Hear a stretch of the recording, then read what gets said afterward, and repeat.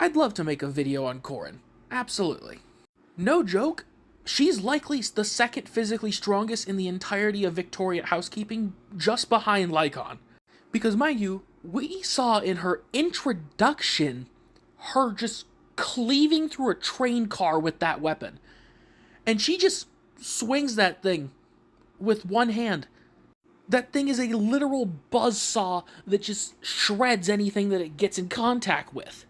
And hell, one of her unique abilities that she gets that was recently added to Hollow Zero, she'll literally just hop onto the handles and just ride this thing like a bicycle of death and run over anything, even big ethereals. Literally, I think the only thing that stops her from activating that is taking damage.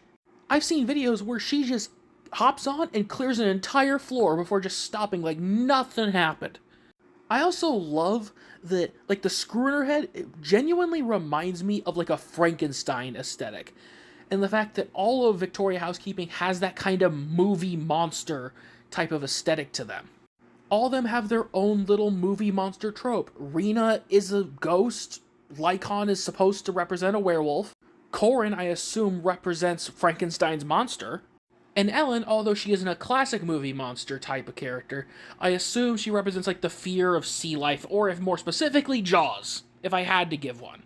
But I also love how in the dynamic of the Victoria housekeeping group, she basically has the dynamic of like the child character, or like the shy daughter of the Victoria housekeeping family, if I had to give it a term.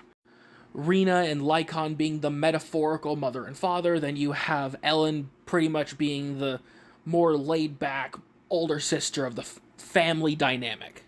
If Corin can work on her insecurities and work on her shyness, like with plenty of positive reinforcement, I don't doubt that she could reach number 2 out of Victoria housekeeping. Because she more than has the power for it, it's just the mentality that she needs to work on to best represent the organization.